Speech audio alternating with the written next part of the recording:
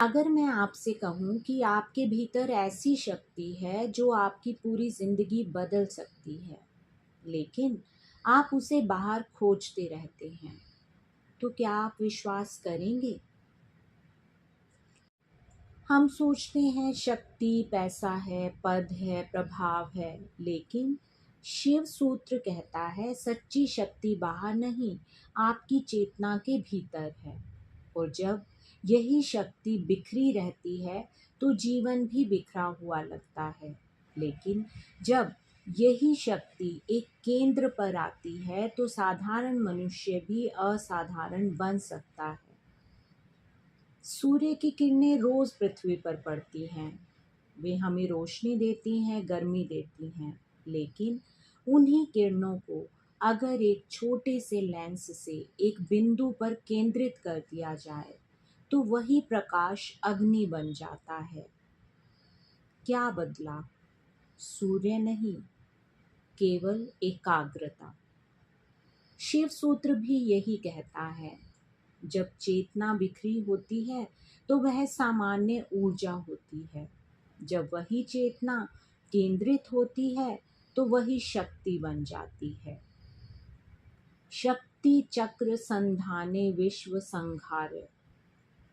यहाँ विश्व संहार का अर्थ दुनिया का विनाश नहीं है, बल्कि मन के भीतर फैले हुए हजारों विचारों के शोर का शांत हो जाना।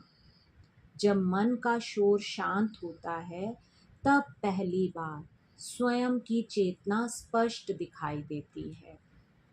आधुनिक मनोविज्ञान में सिलेक्टिव अटेंशन का सिद्धांत बताता है कि हमारा मस्तिष्क सीमित चीज़ों पर ही गहराई से ध्यान दे सकता है।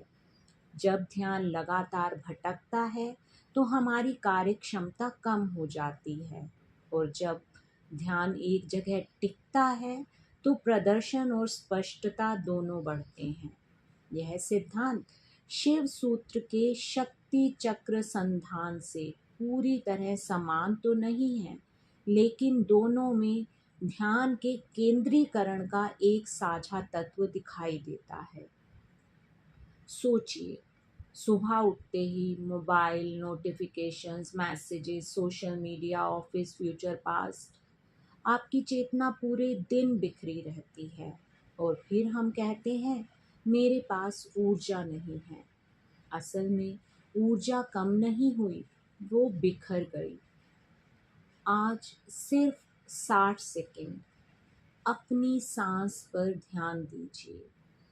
यदि विचार आए उन्हें पकड़िए मत, बार बार सांस पर लौट आइए।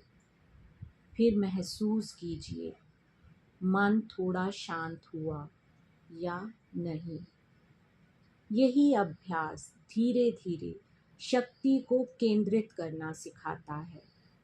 शिव सूत्र कहता है जब चेतना स्वयं में स्थिर हो जाती है तो बाहरी दुनिया वैसी ही रहती है, लेकिन उसे देखने वाला बदल जाता है। और शायद यही वास्तविक शक्ति है। लेकिन यदि सारी शक्ति हमारे भीतर ही है तो हम उसे भूल क्यों गए? यही रहस्य अगले एपिसोड में। हर हर महादेव, जय काल भैरव।